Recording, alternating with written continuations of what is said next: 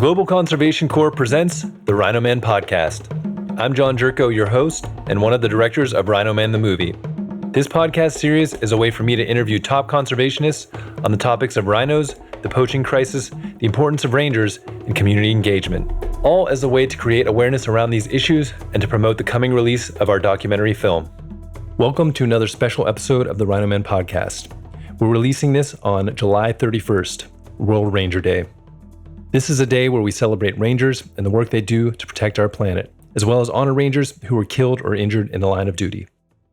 This is also a very special day for RHINO Man and the team, because it's the one-year anniversary of our dear friend Anton Mzima's memorial service at the Timbavati. As many of you know, 1 year ago on the evening of July 26, two hitmen visited Anton's home and shot him dead in front of his family. It's been a tough year of mourning, and sadly, little has moved forward in his murder case. But there have been silver linings. In this last year, we managed to complete our film RHINO Man, which features Anton's life, death, and memorial. Prince William invited us to London for a private screening with him and his organization, United for Wildlife, where we shared the film and Anton's story. Finally, Anton was posthumously awarded both an African Conservation Award and an International Ranger Award, which are two of the highest honors a ranger can receive. On this day, we remember his legacy and the work of so many heroic men and women around the world who give everything for our planet. So with that, I'm proud to say, in this episode, I'm talking with Chris Galliers. Chris is the current president of the International Ranger Federation. He's also the manager of Conservation Outcomes, which was created to provide support to land that is being developed and managed for biodiversity conservation outside of traditional state-protected areas. Chris has been on the executive committee for the Game Rangers Association of Africa and was the senior manager of wildlife and conservation initiatives at WESSA. In this conversation, we dive into Chris's youth growing up on a dairy farm in rural KwaZulu-Natal and the curiosity that led him into the conservation field. We talk about the importance of rangers, the balance of conserving spaces while supporting growth, staying optimistic in work that can feel like a constant battle, and we go deep on the International Ranger Federation. Chris talks about the next World Ranger Congress, the Chitwan Declaration and the Universal Ranger Support Alliance, the International Ranger Awards, and of course, World Ranger Day. Chris is deeply passionate about rangers, conservation, and his work. You don't want to miss this wide-ranging conversation. So without further ado, here's Chris Galliers. All right, welcome to the show, Chris. I feel like this has been a long time coming, and it's an honor to finally get you on here. Yeah, thanks, John. It has been a long time coming, and we've chatted about it, so it's really good to finally get on here, and appreciate the time. Absolutely, yeah. I feel like this is good timing because we're going to be releasing this on World Ranger Day 2023, which is exciting, and we can talk more about that, and we're really going to dive into everything Rangers. Before we get started, kind of give people just a brief overview of all the things that you're involved in, because we're going to dive into a lot of those later on. So I know you're not just doing one thing these days. It seems like you got your hand in a lot of pots. Yeah, definitely. Yeah, so from my side, I'm been working in conservation pretty much all my life. And at the moment, my day job is working for an NGO called Conservation Outcomes. And our focus is on developing protected areas, particularly, and supporting the management of protected areas, particularly those outside of the formal government or state-owned protected areas. And a lot of our work is also within community-owned landscapes as well. Amazing. And then talk about your work with the IRF, if you can, just briefly. So I'm currently president of the International Ranger Federation and have been since the elections in 2019. And that was at the World Ranger Congress in Nepal. And it's probably been a little bit of extended stay, not out of any kind of design, because of COVID. So the elections happen at the next World Ranger Congress. And obviously the COVID delayed that and hampered the World Ranger Congresses. So it's been an extended term, but a very exciting term as well. I think there's been a lot of developments. Also sit on the committee, still on the African Committee for the Game Rangers Association of Africa, and was also recently resigned from being a director on the Thin Green Line as well. Yeah, so very, very involved in the world of Rangers. And I probably met you for the first time in 2019 at that World Ranger Congress. back then I was still getting immersed in the world and didn't really know who was who and what was going on, but it was such an exciting event. And I just loved being able to see all these people from around the world coming together to share their stories. And I think, we can kind of dive more into that when we talk about the coming World Ranger Congress. But can you recall some of that experience? I mean, this was also before the whole COVID crisis happened, and I think it was kind of brewing as we were there, and we didn't even know about it. But it was a little bit of a different world. Before we dive into your history a little more, talk about what that experience was like at the World Ranger Congress and why those types of events are so important. Yeah, it was my third World Ranger Congress. The first International Ranger Federation World Ranger Congress that I went to was in Arusha in Tanzania. And that was fantastic. I'd only previously been to sort of ranger gatherings in South Africa through the Game Rangers Association of Africa. And it was really a fantastic opportunity to attend, just the sense that you get. And I think many of the people that you've interviewed, having listened to some of the podcasts, all mentioned that attending these events like the World Ranger Congress is unique. It's not like any other Congress that one goes to. There's a special group of people, very, very much a gathering of like-minded people. And no matter where you come from around the world, Rangers seem to congregate together and seem to get on very well together. So it is very much almost a sort of a family kind of gathering or feel. I must say the Nepal one was fantastic. It's always really nice to experience a different culture, and it takes people out of their comfort zone. Coming from Africa, or there was lots of people attending from Africa. There was lots of people attending from Latin America as well. So everyone comes together. It was a nice captive venue. It had a nice balance of sort of being rural, kind of where rangers are sort of comfortable, because the Chitwan National Park was right on our doorstep. I had the most amazing experience of sitting having coffee at 9:00 in the evening and having a rhino walk past me on the main street, which was absolutely bizarre. And I said, if I ever witness that in Africa, then I know my conservation work is done. I can pack up and resign. But it was spectacular to see that.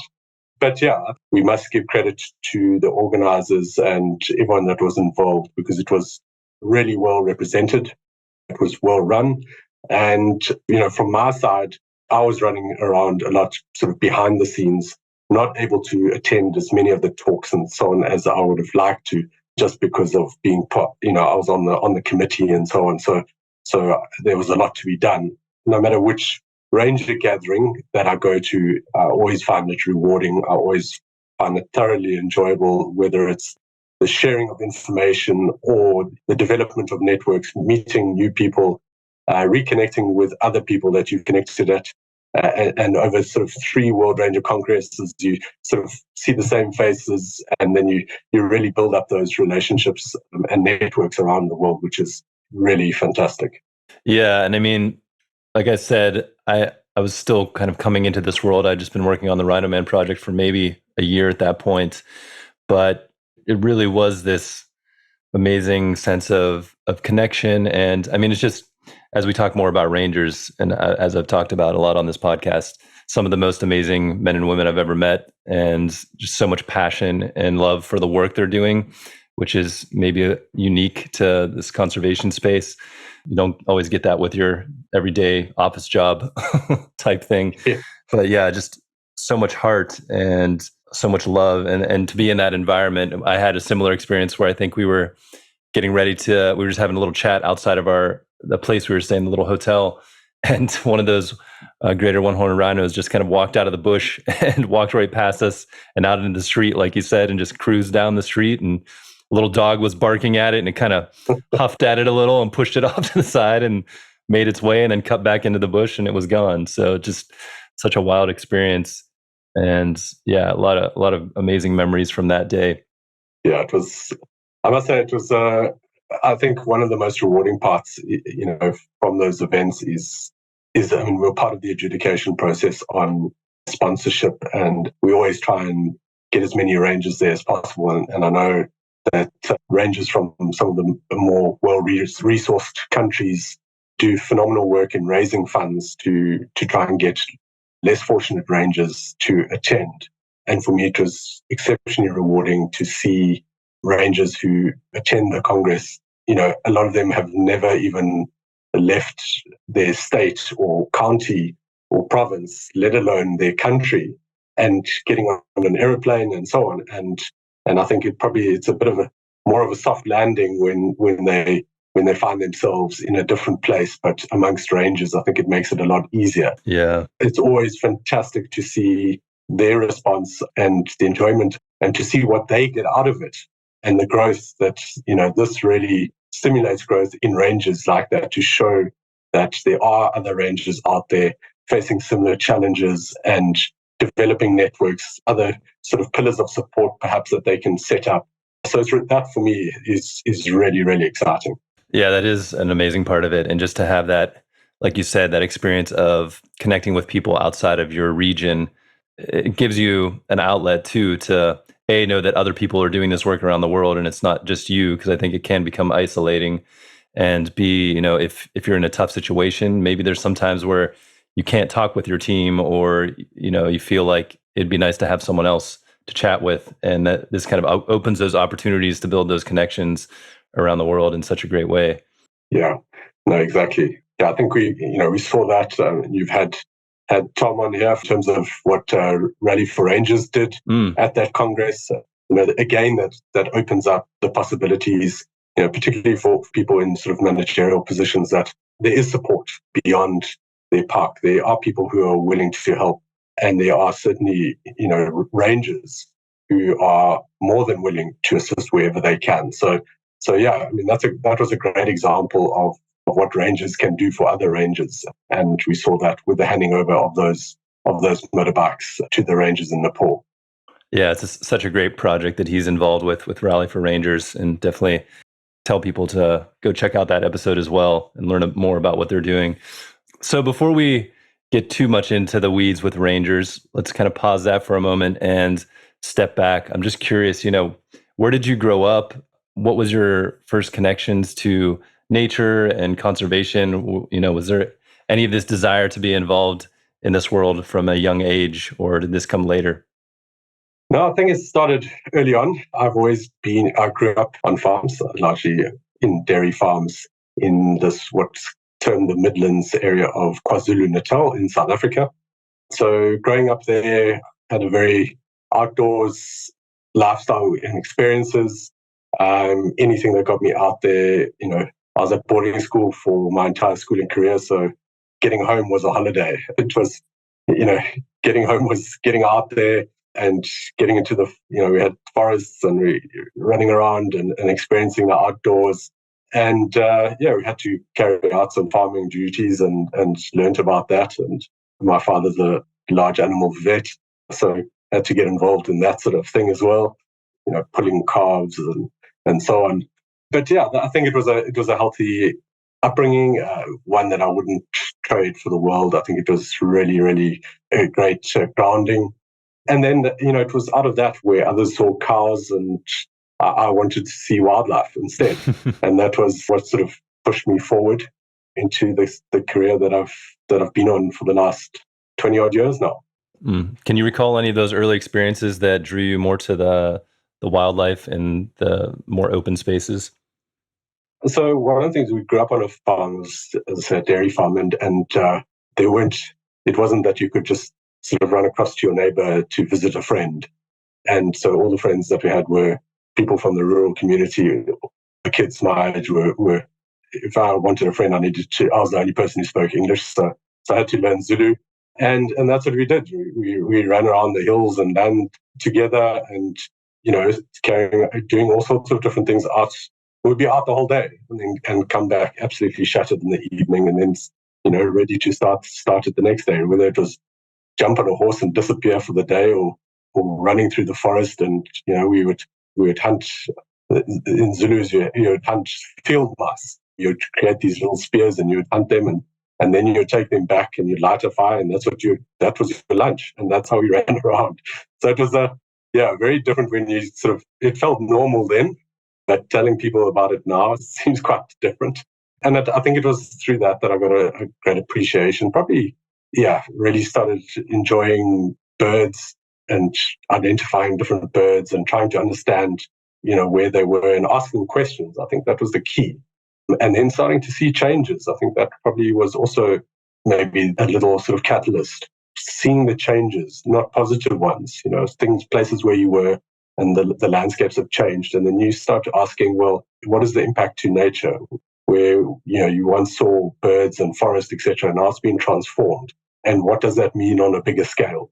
And so, then I from there studied in the natural sciences, got a degree in ethnobotany and grassland science to continue asking those questions back then and seeing significant changes in the landscape. But at the same time, starting to value those open spaces, those wild spaces as well. There's a lot of different questions I have. One to start with is, learning Zulu. Did you do that with any courses, or was it just kind of natural running around with the local kids? And for people in the States, at least, we're just kind of surrounded by English speakers, and anyone that comes here is kind of forced to speak English. So it's so hard to have those types of opportunities. But just kind of curious what that was like growing up. No, there was no written Zulu language that I had. It was all just because if I wanted to communicate with people my age and develop friends, that I had to speak Zulu. I was the odd one out. So it was just being in that position that forced me to speak Zulu. I was able to take it as a course later on, which helped me a lot, having learned it at a younger age. But it's a fast evolving language, as probably many of those languages are, which are adapting to a new world. So spoken Zulu and written Zulu are quite different. That's how I see it anyway. It seems to be very, very different. Yeah, it's so interesting to me. I feel like it's one of my goals in life to eventually become at least bilingual. Spanish is probably the one I have the best chance, but it's tough. I did lose a lot though, and that was a problem. Being at boarding school and then having left that environment and going to university and so on, I did lose a lot, but it's still been very helpful in my work. It really has been very, very useful, particularly over the last couple of years with some of the work that I've been involved in KwaZulu-Natal. So, you talked about the changes, and that was part of what inspired you. I don't know. I mean, what was that like? Is it like an emotional thing that you felt, in terms of, kind of this loss of something that you cared about when you were growing up? Or, was it more intellectual? I'm just trying to put myself in your shoes as you were starting to think about going in this direction of conservation and maybe working on that question or curiosity or desire to see how you can help save some of that. Yeah, I think it's probably both. I think through a bit of the sort of probably science background is the questions and always asking the questions, and slowly but surely understanding more and learning more about nature to the point where there are certain species that are so niche specific that they reside on such small pieces of land. And, sometimes we can't work out exactly why that piece of land is so unique that they occur only there, nowhere else. And for me, that, what that means is that how many other places have been destroyed without having that prior knowledge of exactly what's there. And I think we're not very good at understanding exactly what's there, or we're very quick to push things. It's not endangered, so then it's okay, we can destroy it, because it's only pushing something towards becoming endangered, and then we're supposed to care about it. And so I suppose it was the questions, and then the emotional attachment of wild open spaces and animals and so on, and just a respect as well for the natural environment and how it operates. And I always find that certainly in the African bush, it's very honest. It doesn't lie. When that monkey is alarm calling, it's telling you that there is something there that's generally going to be something with teeth and claws. I like that, the sort of honesty of that environment in its natural state. Yeah, as opposed to just interacting in our modern civilization and the lack of honesty there, or? No, I just think there's no false pretenses there. Yeah. Yeah, it's very direct. You don't listen to them, and the consequences could be literally life or death in those types of situations. So I'm curious, thinking about these topics and considering species that, maybe live on such a small area, how have you grappled maybe you've thought about these questions as you were, going through your studies and then continuing on through your life, but grapple with the, progress of civilization or development of land and balancing that with protecting these species. And, in some cases it could be an insect in a couple of acres or something, but then there's some development coming and pushing in. I don't know how you grapple with those sides and think through those, and wondering what your thoughts are.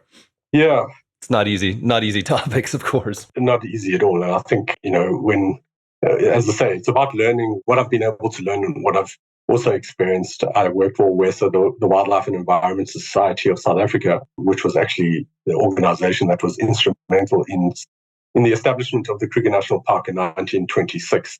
So one of the oldest wildlife and environmental NGOs in South Africa.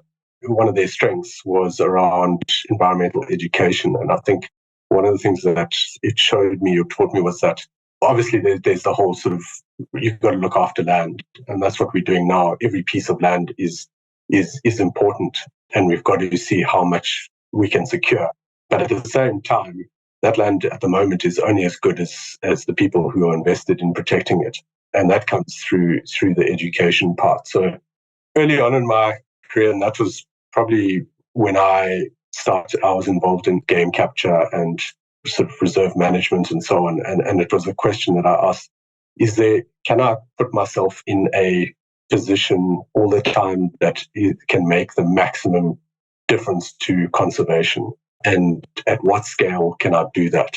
So I've always been trying to scale up the impact. And when I joined the Game Range Association of Africa in 2008, I realized that it opened a huge network for me, and it was great to learn from people who were hugely experienced, people who have been rangers in the Kruger Park for 40 years and so on. So it was really a fantastic opportunity. But it did shed sort of light on an area or sector that I felt that, if we can build up the people, the right people, and put them in the right positions, and give them the resource and capacity, those are the ones who are going to actually be the ones carrying conservation going forward. They are the ones who are out there protecting. Those are the people that we need in conservation. And that's why, so through the Game Range Association of Africa, I thought, well, if we can influence and empower rangers, influence policy and, at a regional level, and support rangers across the continent, then we're playing at a continent sort of wide scale of conservation. And that's what I found very exciting. And then that translated exactly to the position of IRF now, is that now at the same, we can improve the lives of rangers and get more rangers into the system, get them better paid, get them better trained, get them more effective in terms of being more professional. Then we are operating again at a global scale of conservation. And that's what excited me. Yeah, super interesting.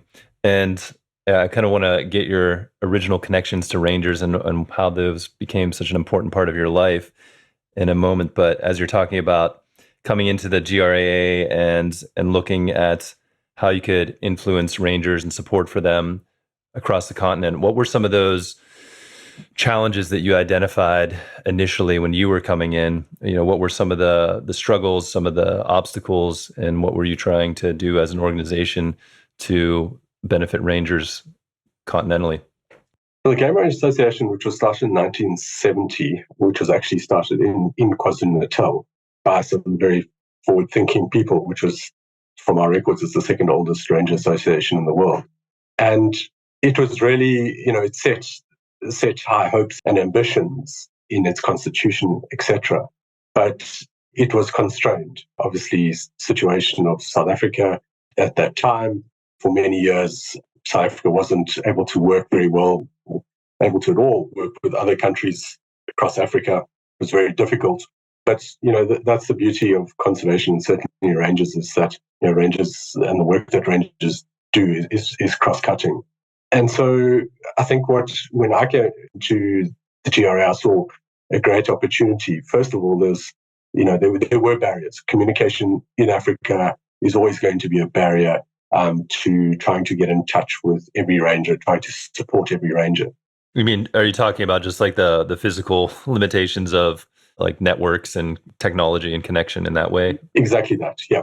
And that was 2008 we're probably on the cusp of technology communication growth across the continent, which was opening up doors. So as much of a barrier as it was becoming an opportunity. And I think that was really, really helpful in that we could start communicating more rapidly with a wider group of rangers. And then slowly but surely getting people from different regions as well to break away from the idea that it was South African led, that it was what the IRF recognized the GRAA as, which was the regional body of the IRF for Africa. And so expanding its network and membership and setting up the right governance structures to enable the GRAA to grow in Africa. And it's been great. It's been really exciting to have seen the growth to where we are now in terms of, you saw it at the second African Ranger Congress that's been held, and that was hugely successful, exceptional representation from all corners of Africa. It was really, really, I think it's on a fantastic trajectory as we speak. Yeah, I mean, from the little I've kind of learned about the GRA over the last couple of years and going to that Congress, like you said, it was such an amazing group from all over Africa. And I think that Congress in particular was run so well because I feel like I've been to so many events similar to this in recent years, and it did a nice job of balancing the talking about policy or sharing stories in more of a formal setting where you're listening to someone talking up on the stage with those open spaces for networking. It just felt like there was such a great balance, and so many of those connections are made in between those talks, so it's really important to balance that. And we had the amazing experience of being able to show that current version of our film Rhino Man. This was shortly after Anton was killed, so that wasn't incorporated into the film yet, but we shared that story and the film, and it was just so amazing to hear.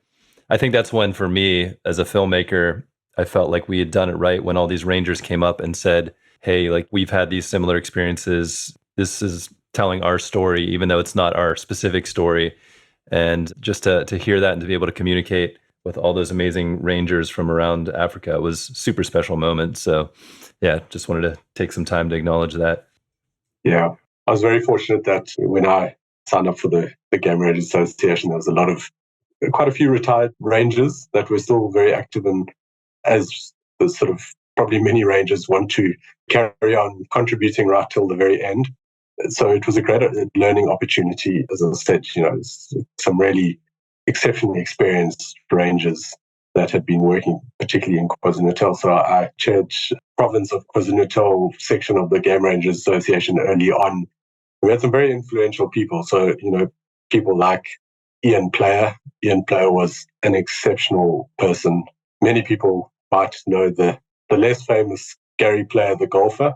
Ian was a fantastic man, and obviously had been involved in conservation, done some incredible things, and certainly, one of his greatest achievements was the work that he did with white rhinos and really building up the white rhino population, bringing it back from the brink of extinction. And so, you had people like that were a phone call away, always available, always concerned, always happy to share as well. And I just remember the one time sitting with him, and it was quite unfortunate because he was supposed to talk at a big congress that we had, a wildlife congress in Durban. He was the guest speaker. It was an international congress that was taking place through the Wilderness Society. I'd arranged for him to be the guest speaker, and he phoned me and he said, listen, I'm very sick. I won't be able to do the opening talk. So I said, okay, well, no, don't worry. I'll send you my speech. You can read it out. I said, okay, I will do my best. And yeah, it was quite a daunting task, but really good because I still have that speech, and I refer to some of the terms that he said. That the one thing that stuck out was that conservation, it never has a Waterloo. Basically, that conservation there's never a final success. conservation is always going to be a fight. It's always you're going to have to fight for conservation. It's going to be a battle. It's never a case of, we've done it now and we can walk away. That came to me quite early on in my career.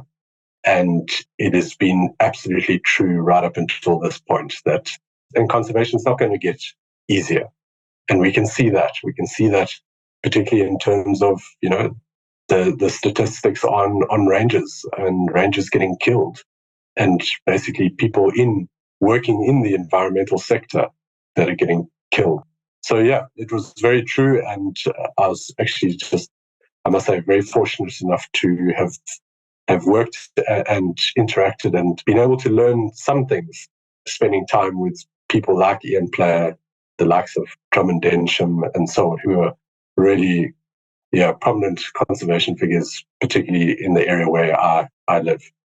Yeah, absolutely. I mean, I feel like if you get into rhino conservation at any level in Africa, especially South Africa, like Dr. Ian Player's name comes up so much.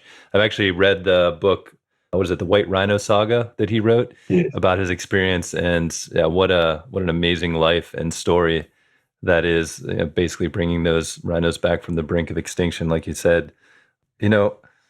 How do you handle that mentality or that idea that this is a constant battle? Because, as we were talking earlier about this balance between development and, cities coming in and the growth that's happening with economies and kind of urban sprawl, that's almost kind of a big tension right there between that and trying to preserve these spaces.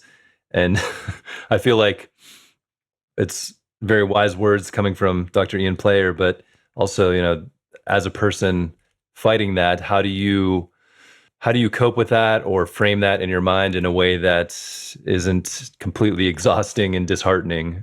Is I guess is what I'm trying to understand.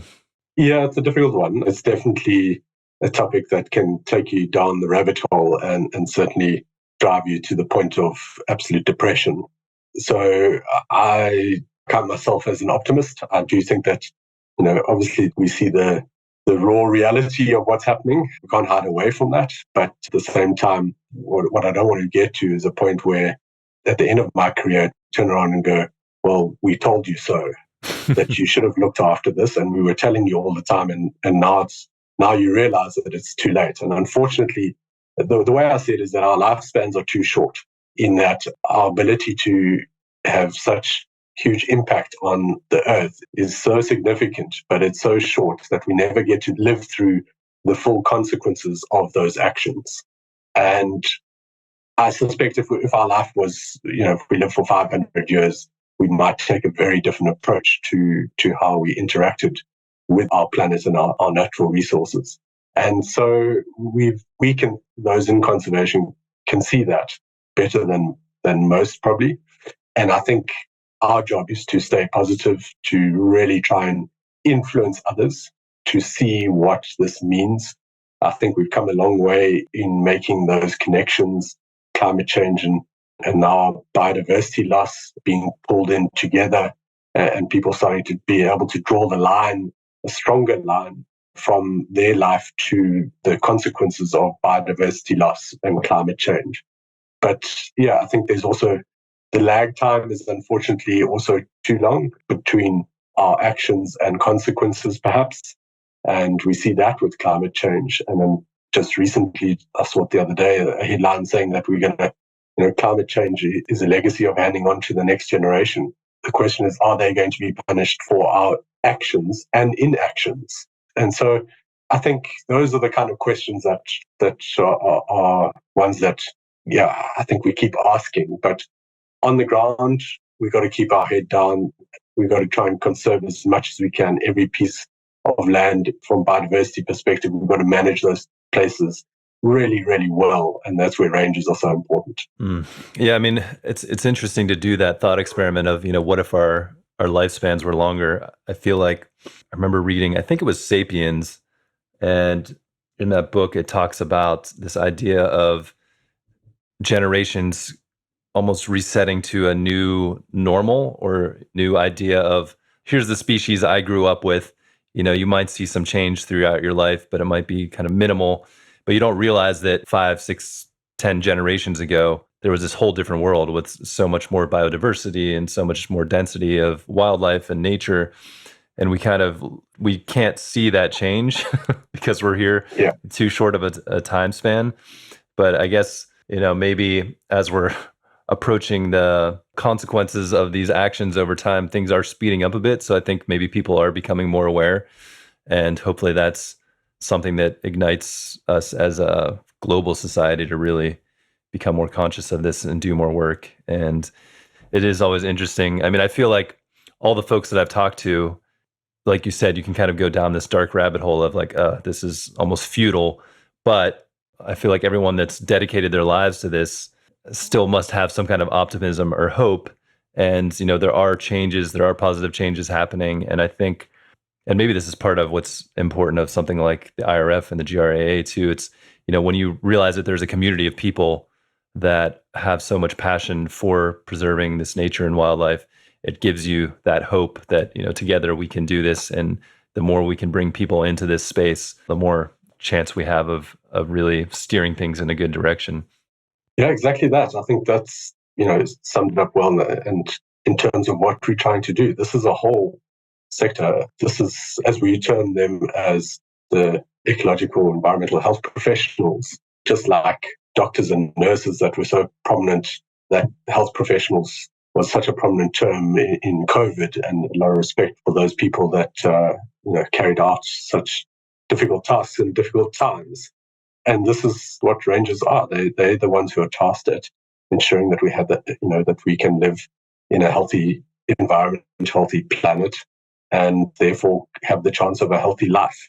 And I think that's critical. And we've got a whole sector which we need to grow, and we need to provide a lot of investment into. But the opportunity is huge. The opportunity is there, and we've got a great foundation. Evolving slowly but surely, we're becoming more formalized as a sector, which is great. Hopefully, able to influence those areas that are able to resource the sector sufficiently to be far more effective in the work that they carry out. So I think it's an exciting time, a really, really exciting time, where the ranger sector has been a sort of hidden, forgotten area. And now, because of these threats, climate change, biodiversity loss, etc., there's a great opportunity to bring the solutions forward, which are rangers. And we can say, this is what you need. And we've got a solution to solve, or help you solve, help humanity solve a lot of the problems that they face. And I think for me, that's at this point in our world's history, I think it's an exciting time. Yeah, absolutely. And for me, I mean, this is how I really became connected to this world, was through rangers and, in the film, specifically their work protecting the rhinos. But it really opened my eyes to what these men and women are doing around the world. And I think they're such a great way to bring people into this conversation, because I feel like there's so many political pitfalls and traps that keep them from communicating and having logical conversations about climate, biodiversity, pollution, all of these different things.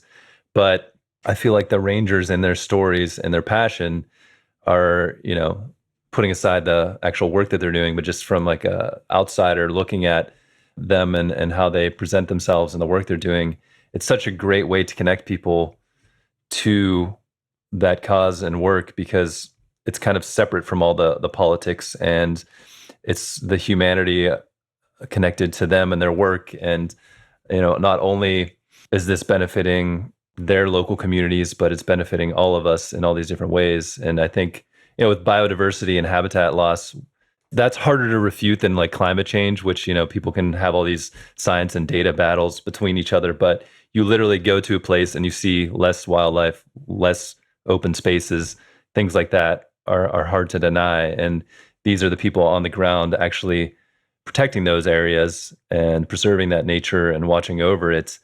And I think for me, at least, I've always seen it as they're the perfect vehicle to bring people in this conversation, and to support them in their work is also, I think, maybe an easier ask for people to get involved in. And that's why it attracts me so much, this space.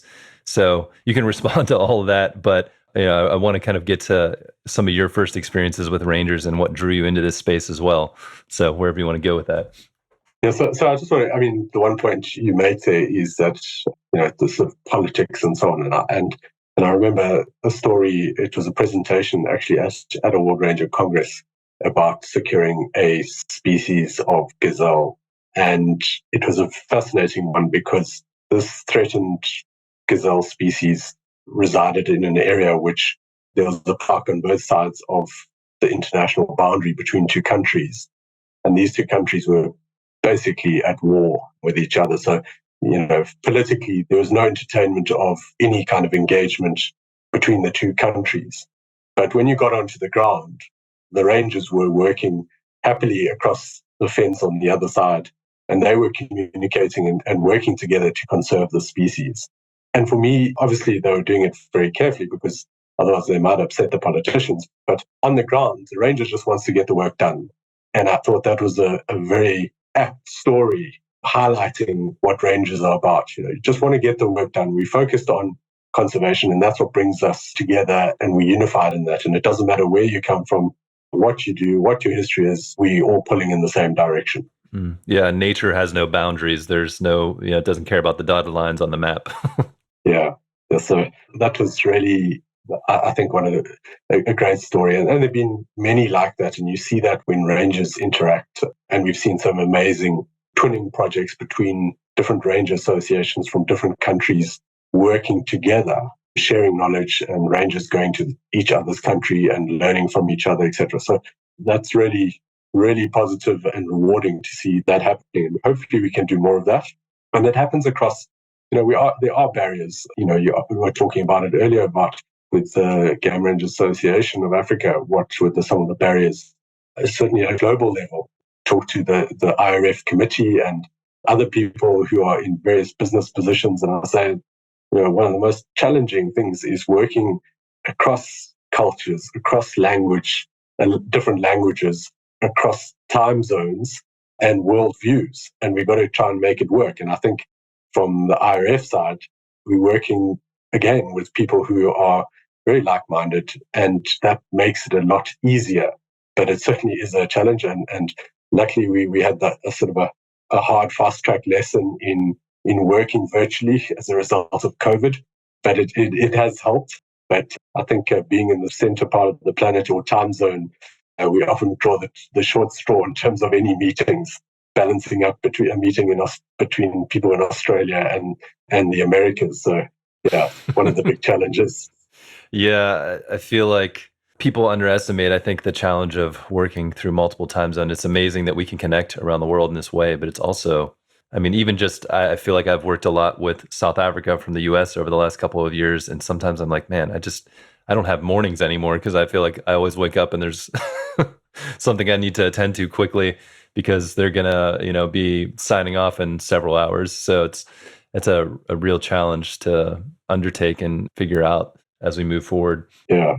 So can you talk about some of your early experiences with Rangers? I want to continue going into the IRF and maybe even some of the history there and what you're working on now. But, for you personally, when did Rangers kind of pop up in your consciousness as something that's out there in the world, and what attracted you to becoming an advocate for them? Well, I think working in conservation, I always wanted to be out there. And as I mentioned, I was involved in reserve management and the day-to-day things of managing things, whether it's clearing alien plants, fixing fences, ensuring there's water, all of that sort of thing on a reserve, and monitoring animals and so on.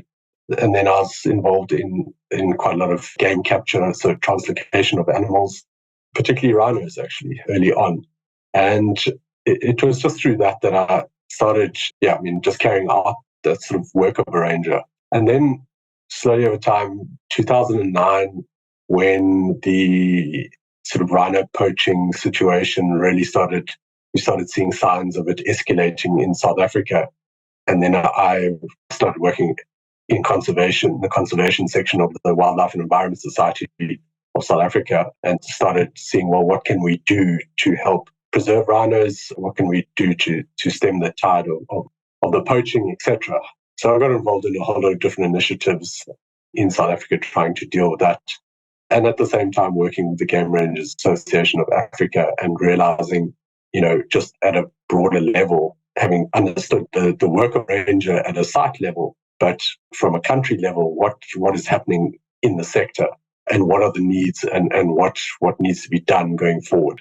And I think that's, for me, was where I felt that there's such a gap here and that's not being attended to sufficiently. There's people out there that are really doing amazing work, and not just on the terrestrial side. And that's something that I haven't got a lot of experience in, but it's something that we need to pay more attention to, is the whole marine component or the aquatic areas, particularly as you go into Africa and obviously where you are in the Americas and certainly going into Canada, the Great Lakes and so on. There's all those areas that where there's rangers working. And also we've got to break down that stereotype. Not every ranger is one that is trying to prevent rhino poachers. There's exceptional work being done by other rangers that aren't necessarily dressed in camouflage uniform and carrying, a weapon to work. But they're also carrying out important, very, very important work. And so I think it's about trying to formalize and professionalize the sector, that I felt that is what's needed from a conservation perspective. But I also think that from a sector perspective, there was a lot more work that could be done to support and improve the sector to become more effective, which would inadvertently help and improve conservation on the ground. And why do you feel rangers are so important? I feel like you've kind of mentioned this throughout, but specifically why focus so much on rangers, on the people on the ground? Yeah, it's an interesting question because, as I said to you, I think you can go out. I remember I was running a training and so on. I asked the question is that, if there are no humans here, what would happen to biodiversity? And people go, oh no, the animals will die and whatever else. So people had this perception that we needed to be here. But, a lot of these species would live quite happily without humans on this planet and they would survive. But as long as we're here and we are impacting on and we're changing landscapes, etc., then we need to play a management role. And also just the stakes are getting higher in terms of the value of resources. The value of natural resources is increasing as they become more scarce. And so we need people out there. We need people looking after the resources. We need them to protect these resources, which are also, of huge cultural value. And we need to have these places for our sanity as well. I mean, there's some fantastic studies coming out about the value of open spaces and outdoors, particularly coming out after COVID, that humans need these places from a psychological perspective, psychological health. So I think there's a lot more to nature that we are not as attuned to the impacts of its loss as we think. And so I feel that the rangers who are on the front line, who are out there every day, dedicated, passionate people that have a genuine care for the work that they do, are the people that are positioned to make that difference. And I think that's why we need those people. And those people we call rangers. And as I say, that's state employed, whether they are, working privately or for an NGO or members of indigenous communities protecting their land, and been fortunate enough to meet many of them that they don't classify themselves as rangers, but the work that they do is certainly the work of being a ranger. And yeah, those people are critical. I think if we didn't have them, I think our situation from a conservation perspective would be very, very different. Mm. Can you expand on some of those roles for people that might just be coming to the podcast for the first time or getting into this role for the first time? I know we've mentioned a lot of things, and like you pointed out, our film focuses on that situation in South Africa with the rhino poaching, which is a critical one, but there's so many different terrains, or even like you're talking about the marine systems, and just all over the world, there's so many different dynamics going on that rangers are involved in so many different ways doing this type of work. I don't know if there's a good way to expand on some of those things, or maybe even just think of things that maybe people don't realize rangers are involved in that might just not be as obvious. at first glance? Well, I think I remember we were sitting in conversation with a couple of other people, Bonnie Long and Rohit Singh and others at the World Ranger Congress in Colorado, and Mike Appleton was there as well, and just asking the question of how many rangers are there in the world? And it's such a simple question. And that led to a very sort of quite a long research process to try and understand how many rangers there are in the world, because that led to the question, well, what is a ranger? And how do we define a ranger? Because in many countries, the term ranger is not used. There's many other words and names and so on that are used, but the tasks that they carry out are the work of a ranger. So we had to go through this whole thing of understanding the sort of nomenclature around the term ranger, defining the term, what makes a ranger, what work do they carry out. And the tasks are very, very diverse. And I think, it was quite I think when that research was published in 2022, the findings of that there are 286,000 rangers around the world. And, that obviously we're going to miss out on some rangers and so on, but it gives us an idea that sort of validates what we already know, which is that we're short-staffed. Rangers are short-staffed as it is. Any government, generally, the first thing that they cut is environmental budget, and that includes paying rangers, etc.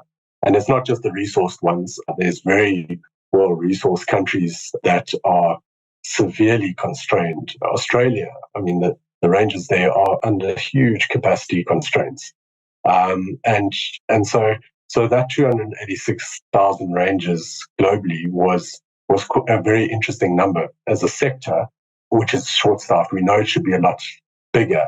But then having been at the Montreal COP 15 at the end of 2022, where the new global biodiversity framework came out, and Target 3 talks about, the 30 by 30 target, securing 30% of the surface by 2030. But it says not securing it, but having it under effective conservation. And I think that was very, very important, because we had a meeting with the World Bank, and obviously we tried to get the word ranger in there, but we couldn't. But we're working on that. But we did.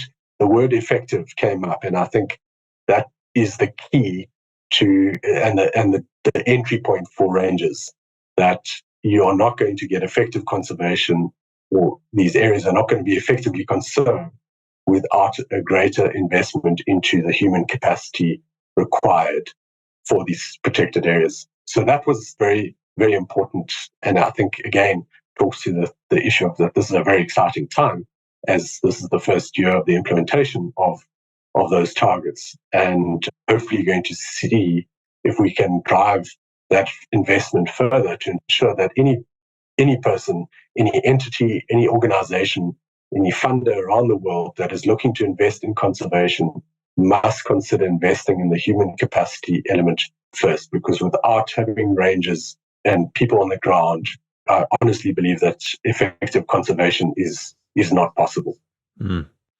Yeah, very well put. And I think another thing too, it's the added benefit of a lot of these protected areas being in places where there's a lack of opportunities for work. So it's just giving local communities such a huge sector for growth as well, and to be able to take ownership of and preserve their local resources, which is super important. Yeah, and I think what's important there too is that point about the use. What scares me is that we've got these graphs that are going in different directions. One is that the threats to rangers are growing, and we see that with the number of rangers, and we'll talk about World Ranger Day coming up. But we've got a graph where we're finding that there's certainly a number of rangers that are dying, and certainly from homicides is increasing. So the threats to rangers are high. The working environment of rangers is not necessarily appealing, and so we need greater investment there. So a lot of the conditions and around the work environment for rangers not necessarily attractive to the next generation. And for me, what is scary is that out of that paper that came out with a figure of sort of needing 1.5 million rangers by 2030, in order to be able to get sort of on par with what's required to protect and conserve these protected areas is actually quite scary, because it means that we have a huge responsibility. We're not necessarily painting a picture of attracting more people into the sector, but we need to increase it by fivefold in a very short period of time. And so we really do need to invest in the next generation and make the role of a ranger an exciting one and a career path that people are enthused by. And so that's a big challenge that we face as the IRF. Every ranger, has a responsibility to try and enthuse the next generation. And the world needs more rangers at the end of the day. And where are we going to find these rangers? So we've got a lot of work to do in the youth and education part. Yeah, I mean, I guess if you're looking at those goals too, we have about 7 years left to basically 5 to 6 times the Ranger Corps around the world. So it's a pretty ambitious task. And I think what's part of maybe that negative feedback loop too is like the more spaces you lose, the more chance for connection to those spaces there are, and the less chance of having people that are, have that connection and are excited about stepping into that field and protecting those areas could kind of decline as well, unless there's active measurements being taken to, introduce youth and communities to these spaces and, inspire them to want to be involved. And like you said, I mean, this is something I was surprised of when I got into this too, is just the lack of support and pay in a lot of areas for these rangers, and still seeing the passion there for the people that are involved. But it's like, man, if we could just get some basic things taken care of, people will, be so much better off. And like you said, there might be more opportunities for people to want to partake in this type of work. But there are some exciting things, and we've got to be mindful of that. In that, oh, absolutely, it's a rapidly evolving career or sector. At the moment, there's a real shortage of rangers with sort of IT skills. So that sort of conservation IT nexus, that's something that is really developing fast and developing as a need. I think there's some really exciting opportunities going forward. And I think it's something that we need to change the perception that rangers are out there and kind of society feeling sorry for rangers. We must turn that around and to the point where they are the heroes, because society needs rangers. And just like that we see with health professionals, these people are doing incredible work that improves our lives and improves the chances of our kids and the next generations having a healthy life on this planet as well. Yeah. I like to paint the really dark picture so you can bring us back to optimism. So thanks.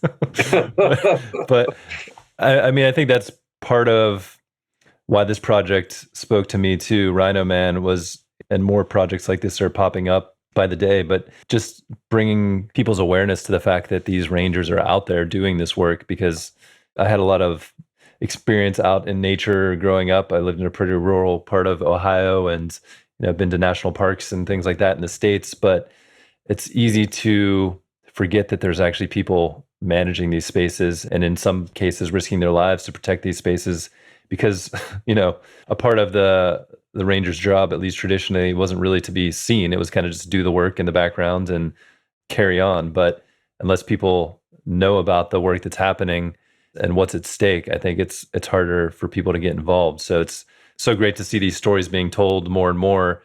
And I think the rangers have so many beautiful stories to tell. And I'm just so excited to see more people telling those stories. Yeah. We chatted about the International Ranger Federation's involvement in RHINO Man, and obviously RHINO Man is very close to my heart, having been fortunate enough to work with Anton, and Anton helped a lot in a very difficult situation where we were running a course. It was a cross-border learning exchange between rangers, where often, the sort of park managers and so on get to meet with their counterparts across the borders, but rangers themselves never get often to meet. And so we wanted to create that space, a very sort of open space. And one of the things was to get these rangers from cross borders to share what their experiences were, what their challenges were, so that they better understood each other, that you didn't shout across the fence and blame those rangers for not catching the poachers, when they're all coming to you. And so it was hugely beneficial where, less resource rangers were able to say the challenges they faced, so that the other rangers could understand what they were, and it improved communication, etc. But one of the things was around setting out, well, we started off the workshop about what does it mean to be a ranger, and we ran this program twice. And the first time we did it, we had a ranger who was an exceptional ranger. I mean, the awards spoke for themselves, in a very strong leadership position, and gave an exceptional presentation on what it means to be a ranger and so on. And everyone had the chance to say what it meant. And it was amazing to see how everyone was almost on the same page. Didn't matter where they came from, even different languages and so on. But unfortunately, that same ranger who was presenting on what it meant to be a ranger was caught by other rangers red-handed, for poaching rhinos in a park. And so when we ran it the next year, Anton, who was for the first course, we asked him whether he would be able to cover that spot in sharing what it means to be a ranger and giving that presentation. So on the back of that, he did a fantastic job, and obviously recognizing that there are challenges that rangers face, and being corrupted by poaching syndicates is obviously one of them. But Anton, in his way, for those who haven't seen the RHINO Man movie, when you do see it, you'll understand it. Anton was a great leader. He had a really good way of getting people to understand his perspective, and he pulled it off brilliantly. So it was great working with Anton, and through that we were able to navigate through some difficult situations. Yeah, he's definitely a special person, and I think that's something that struck me when I first met him. Is just he's got this very kind and gentle way of interacting with people, but at the same time, very grounded in his values and able to kind of bring those across and bring those to people that might be maybe not as connected to them into the fold, if that makes sense. And I think I'd be curious to hear your thoughts around this too. Is I don't know if it's always, I guess sometimes part of the job is being an advocate for rangers and for the work, but oftentimes I feel like I've talked with rangers, and you hear them tell their stories and talk about why it's important for them.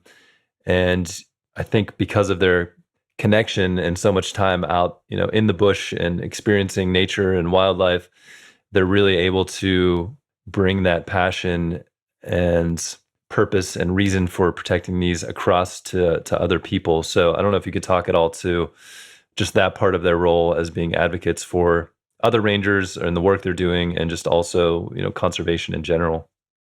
Yeah, I mean, I think, as you've said, you've met many rangers.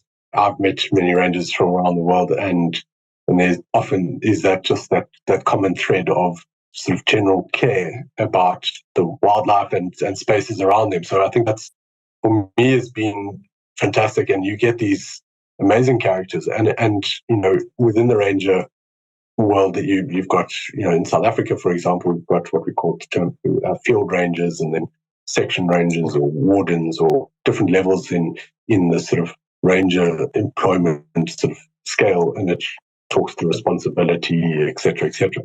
But it's always been interesting that a case like that where you've got what we would term field rangers talking about what it means to be a ranger and why they're doing it. And not so long ago, we ran on the project that you're working on, we ran a selection course for rangers from the local community. And there's obviously a physical side, but there's also the interview section where you ask questions and so on. And the issues of there's a other purpose, a greater purpose, which often comes out, and it's through no question. It's just there, and it really seems to be a lot stronger within rangers. That there is just this other purpose that drives them to do the work that they do, and that's humbling, and that's what I kind of look for, and I've seen it in so many rangers, and it really is the sort of golden thread, I think. Again, and that's what allows, probably in companies where you've got people who are juniors or low levels in a company in the corporate world, and the CEO in the rangers field, whenever all the rangers get together, it's quite a level playing field when you start talking about why you're a ranger and what was your reason for coming into it, what got you into it. And I mean, a fantastic opportunity that you guys have provided for other rangers to share their stories. And again, people who are, high level, very experienced people and people who have come through the ranks.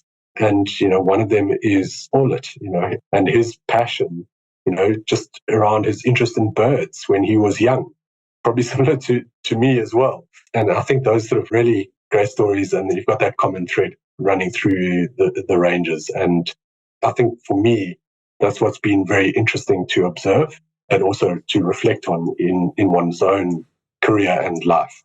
Yeah, I mean, Orlot's another amazing human and ranger as well. And it was great to get him on the podcast recently and tell more of his story. Like you said, so many of these stories start out with some kind of connection early on to nature in some way. And I think that's, something else maybe that needs highlighting too more is, obviously we want to continue to work on getting better support and pay and everything around making ranger welfare, a lot better than what it is. But something to highlight is just the fact that I think in the modern world, so many people are seeking purpose and community.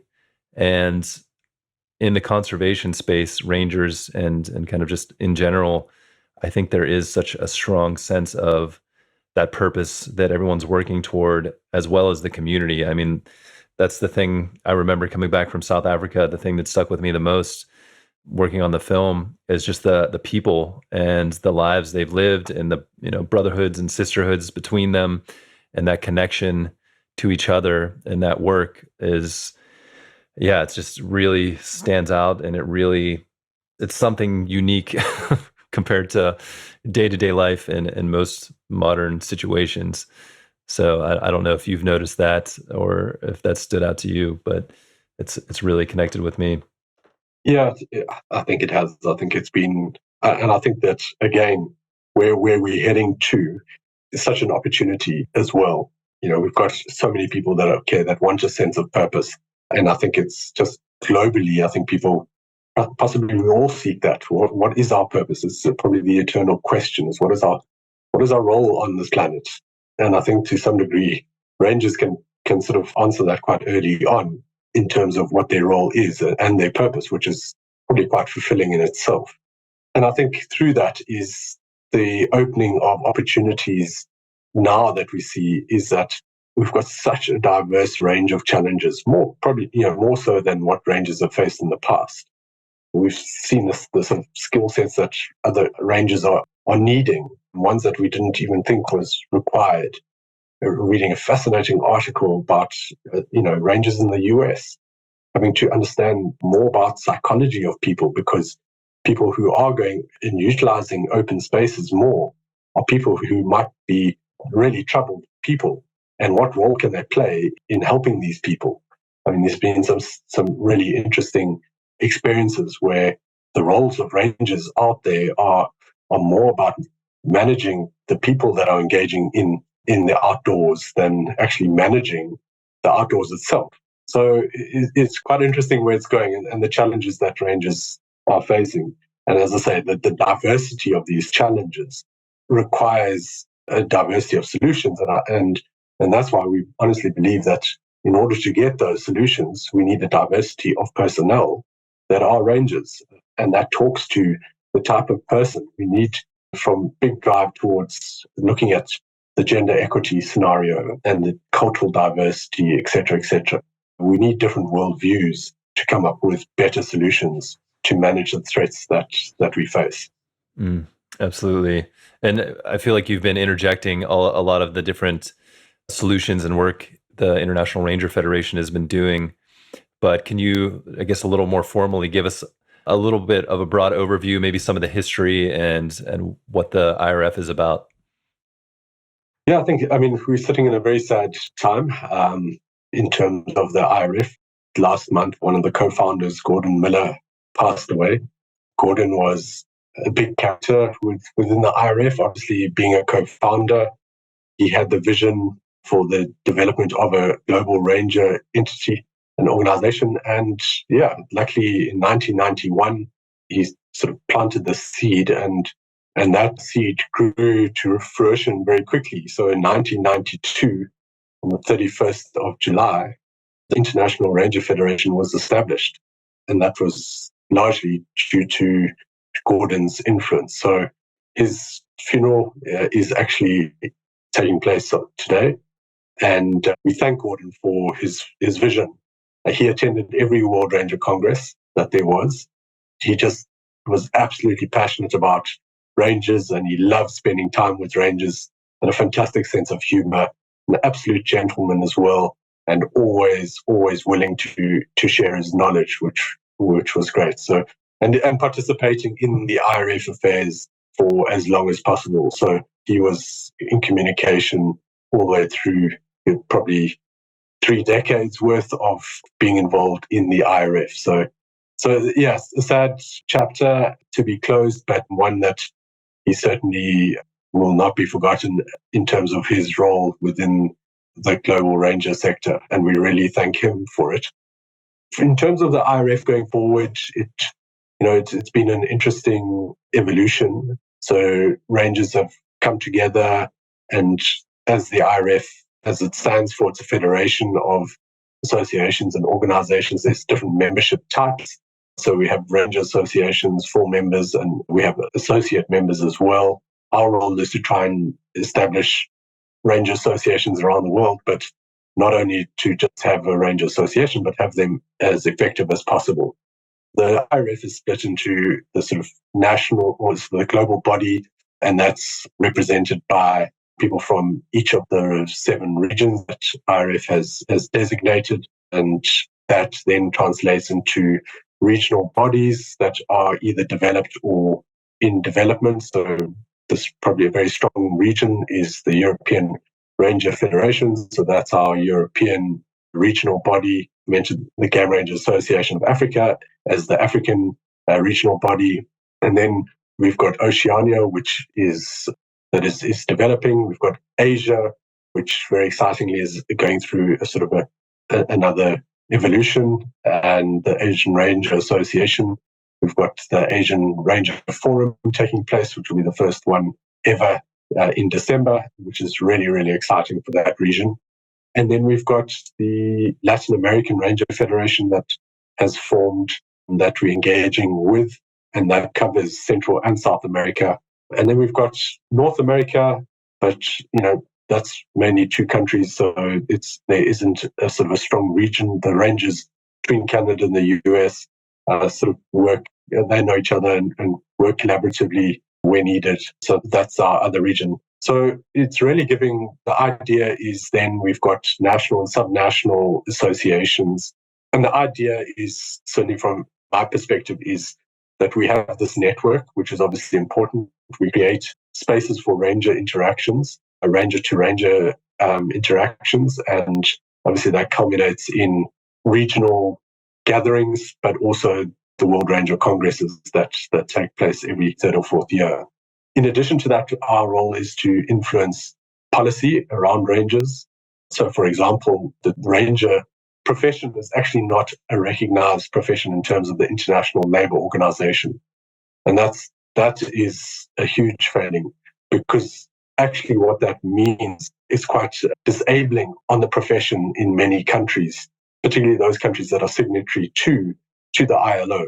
So we're working really hard to try and get that, but that's a slow process. It's going to take time, but we've made good traction where the ILO mentioned that rangers for the first time in one of their publications recently. So that's really positive. But the idea is that we can have voices from the ground, from the boots on the ground, that can go straight from there right up to a global level seamlessly, and hopefully the impacts can be felt from a global level down to a ranger level as well. So that's what we are working on. And one of the challenges has been a sort of a real shortage of information around rangers in general. And so we've been working very closely with partners.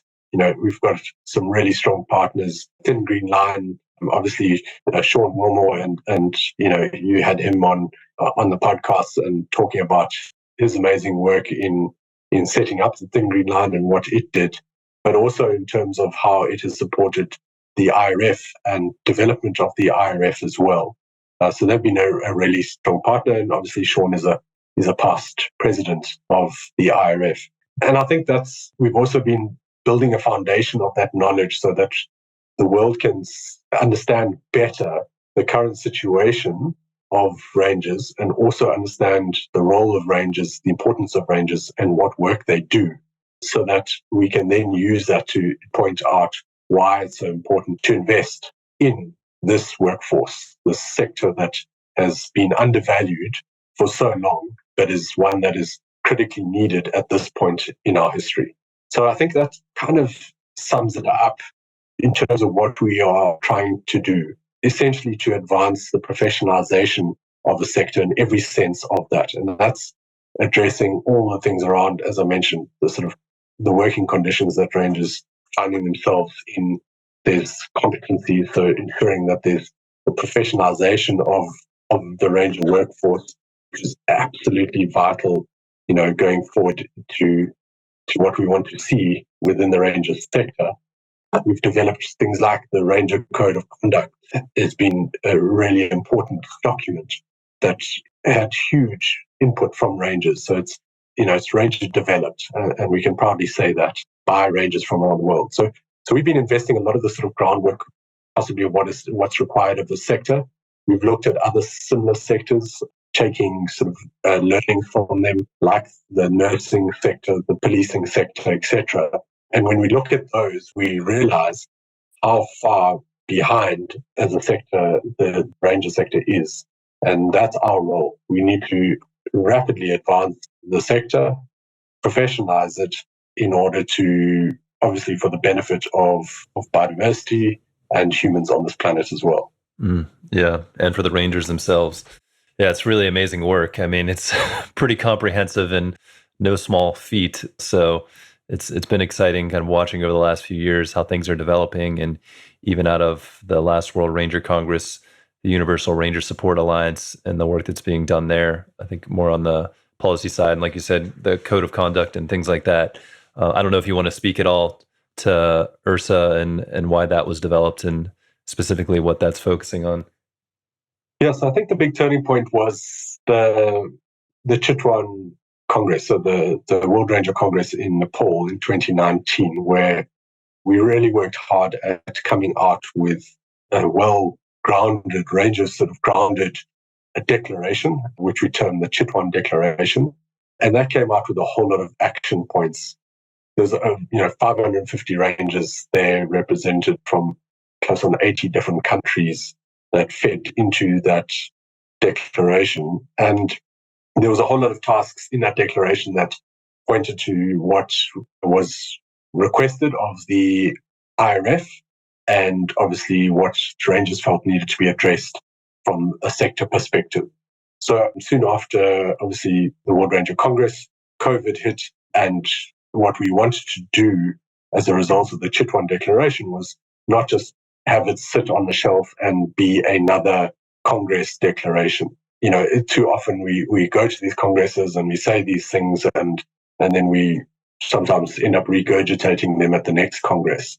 So I think importantly here was that we spent the time through the formation of URSA was in 2020, was a coalition of global organizations that were either, they could be ranger employers, some of them are employers of rangers, funding ranger projects or funding other conservation projects where rangers are an important or integral part. But importantly, those are the global organizations. So that coalition formed, and that coalition was formed to promote and support IRF, essentially to build a network of well-supported and professional rangers and capable rangers were effective custodians of the natural world. That's what URSA was about, really about supporting and promoting IRF as the pinnacle ranger body globally, because IRF has constraints in terms of capacity and so on. And so it was recognized that the world needs a good ranger, a solid, well-working, effective ranger representative body that is IRF with over 100 ranger associations as, in its membership. And WESSA was set up to support the development and advancement of IRF. And out of that was the Chitwan Declaration. Those action points were translated into the WESSA action plan, which can be viewed on our website.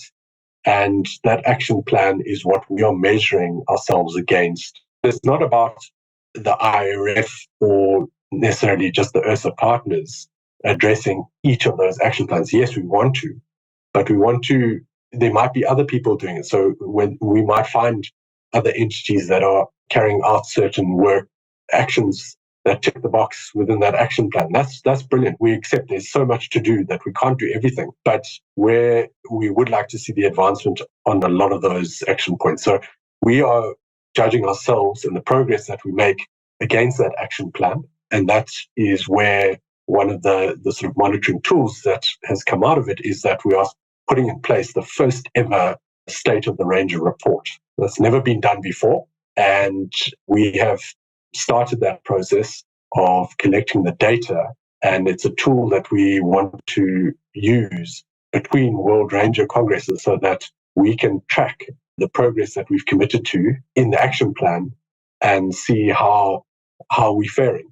Again, to have this action plan without monitoring, we don't know where we're going. So I think that's going to be a very exciting part of this journey as well, is the State of the Ranger report, the first one the world has ever seen. And we know it's not going to have all the information, but it sets out a comprehensive framework. And we're working closely with other partners from the University of Central Florida and other key partners, Rewild, etc., in developing that. And I think that's going to be a really exciting tool for us going forward to see, are we making the difference that the Rangers want to see? And, we can add to it going forward. But that's what we will be reporting on at the next World Ranger Congress. Yeah, that's exciting. I mean, I'd be interested. I feel like it's still relatively new, but, kind of having a conversation about what you've all learned about this type of collaboration and using this Chitwan Declaration to bring partners together and work towards these goals, because it's pretty interesting construction, and it seems like you guys are getting things done. So yeah, really, really excited to see this State of the Ranger report and how things develop. I feel like we're starting to get close to the end, so I want to cover a couple other big things connected to the IRF as well. So this will be coming out, as I mentioned, on World Ranger Day, and I want to talk about that. But before that, can you talk about the International Ranger Awards and how that's developed? I know this will be after the announcement, but Anton, as I've heard recently, has received one of these awards, which is really special and just honoring his legacy and the work he's done. But yeah, these awards are really amazing. And not only is it something that the Ranger gets to, have a certificate and say, I've gotten this award, but there's actually funds that come to the teams and help them do their work on the ground. So maybe you can kind of go into a little bit of the history and why these Ranger Awards are important. Yeah, I think it's been fantastic that we've had the support of and funding to get awards like this. I've been involved in a couple of awards, the RHINO Conservation Awards, which is now the African Ranger Awards as well. These awards are very, very important. And I think what makes this one quite unique is that funding does go through to the team, that it goes through to supporting the work of that ranger. There's so many stories of rangers out there, and this is one of the ways of really getting to hear about the incredible work that rangers are doing in some of the most forgotten places on this planet. But it doesn't diminish the work that they're doing. Having been involved in reviewing some of the nominations, it's just incredibly humbling to read what people do and what drives them. And I must say, it's sort of reinvigorating when you read the stories of what these people have done and what they've, how they've committed their lives to carry out this incredible work. And so, yeah, I think that's, for me, it's about pulling out the stories.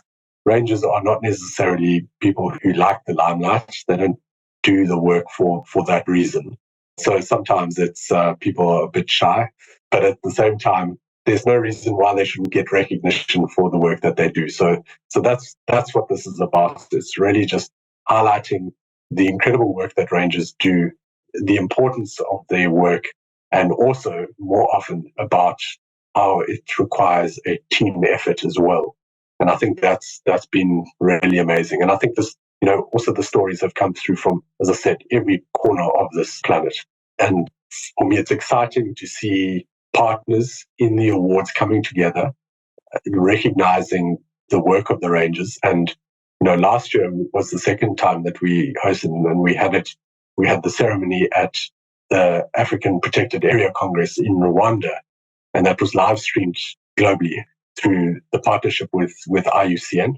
And that, it was great to have it on our home ground, so to speak, in Africa, but it was really great. There were a number of winners there that we were able to get there and who could be presented with the awards in person. And you can just see what it means to them, what it means to their team. I think when a team wins, it's hugely motivating.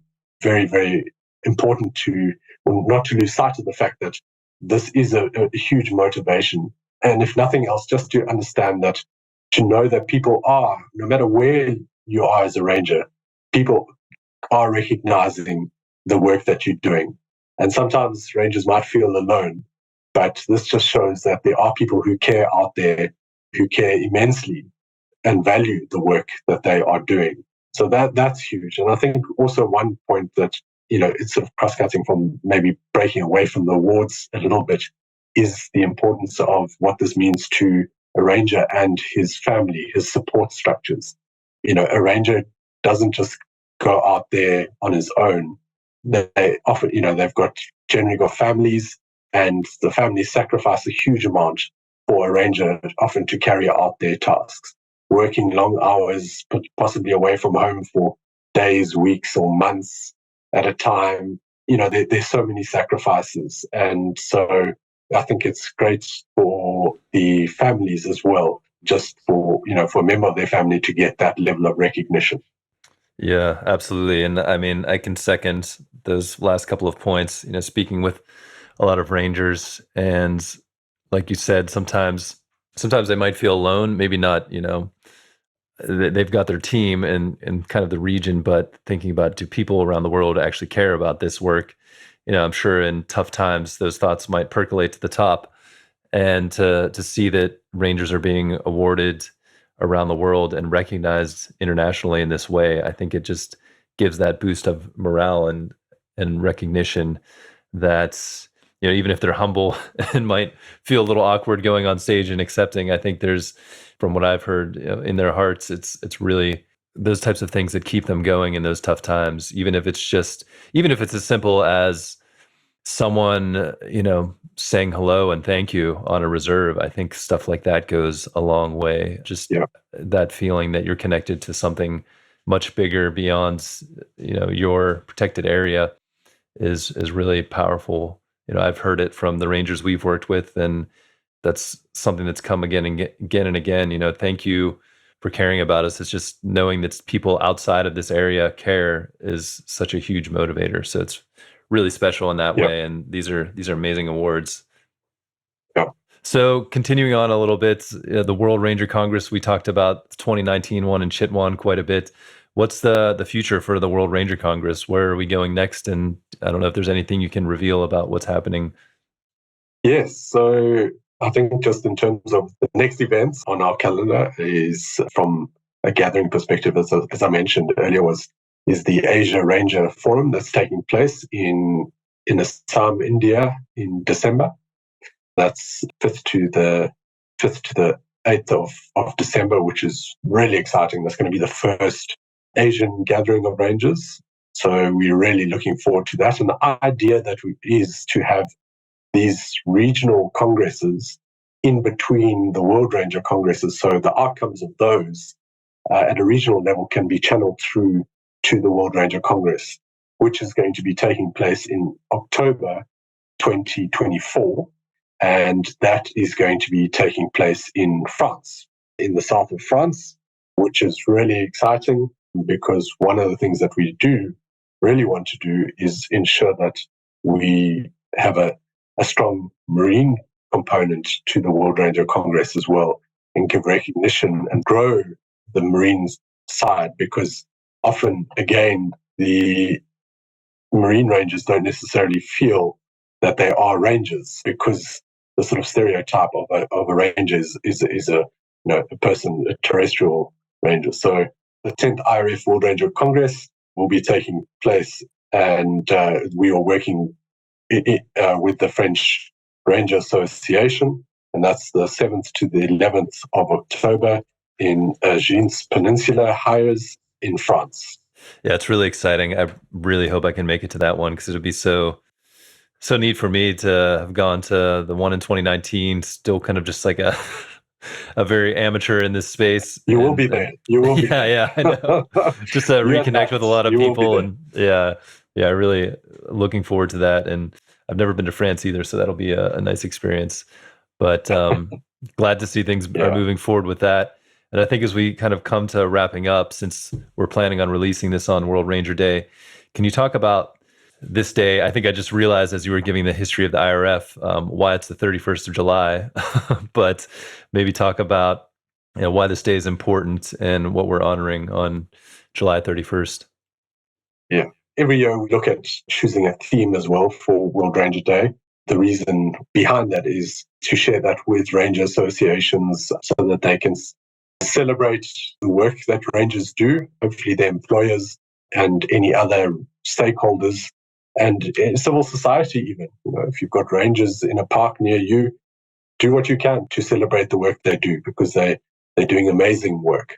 So it's about celebrating and recognizing the value of rangers. I think that's a very important part. This year, our theme is the 30 by 30 and effectively conserved areas. That's our focus for this year, is looking at, well, what is it going to take? What do we need from a ranger perspective? And so we are highlighting some of those points, as I've already mentioned. And at the same time, we also pay tribute to all the rangers that have passed away in the year that we cover, the 1st of August to May, actually. So we look at we record the ranger deaths in the line of duty, and we have that as a roll of honor, and we publish that annually because we want to give recognition to those rangers that often have given their lives to the cause. And so I think it's important that their names are going to be recorded for posterity by rangers and recognized by rangers around the world. So that's good. And then it's also about understanding, we record that information importantly to see where are the biggest influencing areas that we can, as the IRF, contribute towards. So, for example, we understand that we never able to record all ranger deaths. Unfortunately, some ranger deaths go unrecorded, either because it's not reported on or not recorded because of possibly nefarious activities. And that's sad, but we always add in one ranger as the unknown ranger to the list. But this year, we've lost 148 rangers in the line of duty. And when we compare this to previous years, it's very high. But we also got to understand that this might be as a result of our ability to record or to capture this information is improving just because of communication. So we might be getting better at recording it. However, what it is telling us that there's still an unacceptably high number of rangers that are dying as a result of homicides. We lost 32% of those rangers were as a result of homicides. Interestingly, and it follows the same trends that we've been finding in previous years, is the second highest number is as a result of vehicle accidents, and that was at 24%. That's something that we can address. Better training, better preparation, ensuring that vehicles are properly checked, proper equipment is provided to rangers and so on. So that's something that we can really, focus on in terms of driving better standards and training, etc., to reduce ranger fatalities in the workplace. And there's a lot of other ranger deaths, but we've got to look at also Asia has the highest number of rangers dying per year.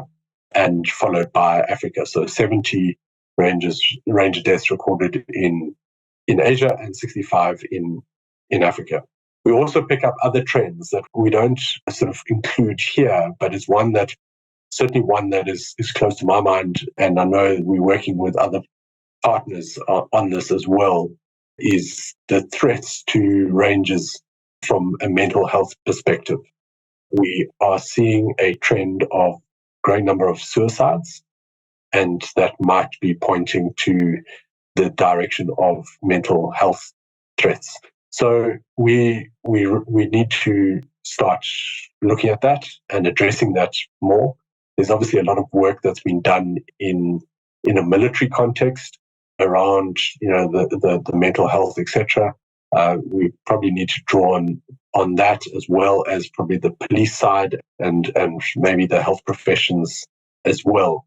But it's really something that we need to do a bit more research on to really understand and see what we can put in place to address that specifically. But importantly, we've got to look at this as a celebration and raising the profile of rangers, and also giving the space for rangers to celebrate the work that they do in their workplace and be proud of the exceptional work that they carry out every single day. Yeah, absolutely. It's a wonderful day, and I know the internet will be blowing up with all kind of beautiful posts celebrating rangers and the work they're doing. So definitely going to be sharing some of those. And yeah, maybe to wrap up, can you just give us why you keep doing this work? I mean, with all the challenges and just the daunting work, I feel like somehow we left out a lot of your work. What, I can't remember the name of the conservation area. Babanongo, is that how you pronounce it? I always get it wrong. So. Yeah. Yeah, I mean, you've done a ton of work there, and I'd love to talk to you about some of those translocations and the rewilding. I feel like that's a whole other podcast. But what keeps you going and doing all this work and being involved in so many different ways after so many years of already dedicating yourself to this? Yeah, I mean, personally, it's an absolute privilege to do the work that I do. I find myself fortunate enough to not lack the motivation to get up in the morning and do the work that I want to do. Sometimes it's probably you got to pull yourself back a bit from it so that you do take the breaks that are required, etc., and ensure you draw up the balance with everything else that happens in life. But yeah, to be honest, I'm absolutely passionate about the work that I do, and as I said to you, I like to see if I can put myself in a position where I can have the greatest impact on conservation. And I think working with rangers around the world who are exceptional people, been fortunate enough to meet credible people and make friends with people around the world and learn so much in the process. It's been a huge growth curve, which I value a lot. But at the same time, I realize that there is so much to do, and that's what's motivating. So I think that's important. But at the same time, I also want to ensure that the practical side of understanding a ranger is not lost, and understanding, what's happening in conservation and keeping my hands at a grassroots level is just as important as having my hand, working at a global level. So I value that a lot, and that's why the day-to-day we've been catching elephants and lions and so on, and moving them and setting up a new protected area, and that's rewarding. And I think that on the ground, practical conservation work and experience really adds value and gives me, the position of authority to speak at a global level about what's happening on the ground as well. So I'm just really fortunate to be in this position, and just really want to see a profession thrive, and where rangers are really valued and rewarded for the work that they do. In the words of Ian Player, he said, being a ranger is possibly the most noble profession and career that you can undertake. And I think I might just concur with those words. Yeah, it's really great, Chris. And I'm sure capturing elephants gets you away from the computer too, which I feel we all could use. But I really, really appreciate all the work you've been doing, whether that's with the IRF or on the grounds, and a lot of the rewilding in these spaces, and just taking the time to talk about your story and the work of the rangers around the world. So really, really glad to finally get you on here and to be releasing this on World Ranger Day. Yeah, I think I could say that it's been a rewarding period for you as well. I think you've learned a lot and grown and benefited from the people that you've met and the rangers specifically that you've met. And I just want to say thank you for that work. I think it's incredible. And obviously, we're really proud of the association with RHINO Man and the work that you've done in highlighting the challenges that rangers face. Obviously, that's in a very African context, but rangers around the world are facing very similar situations, and bringing that to the attention of people in a way that certainly I wouldn't have been able to do, and you've done it so well. Both you and Matt, huge congratulations and a big thank you from the Ranger community. Yeah, appreciate that, Chris. And yeah, I feel like we need to make some official announcements too on social media at some point with the endorsement from the IRF. We can't thank you enough for that, and just taking the time to make sure that we're in alignment with these goals that you're doing and the Game Rangers Association Africa is dedicated towards. Because really, ultimately, it's about telling those ranger stories and inspiring people to get involved in some way, either supporting them or maybe becoming a ranger themselves. So yeah, this has been great. Brilliant. Awesome. Thank you for listening to the RHINO Man podcast. If you enjoyed this episode and you're excited to see the film succeed, please subscribe and review our podcast on Spotify and iTunes. Then follow us on Instagram and Facebook at RHINO Man the Movie. More details about RHINO Man, the social impact campaign, and future screenings are at rhinomanthemovie.org. To learn more about the Global Conservation Corps and their work, visit globalconservationcorps.org. Sign up for the newsletter and follow GCC on all of the social platforms. If you like this podcast, make sure to subscribe and catch up on GCC's Voices of Nature podcast, where Bob Ludke interviews a wide range of people who have dedicated their lives to making a difference in conservation. A special thanks goes out to Simone Wilson for the music for this podcast. He's the brilliant composer for RHINO Man the Movie. Learn more about his work at simonewilsonmusic.com. Until next time, I'm John Jerko, and this is the RHINO Man Podcast.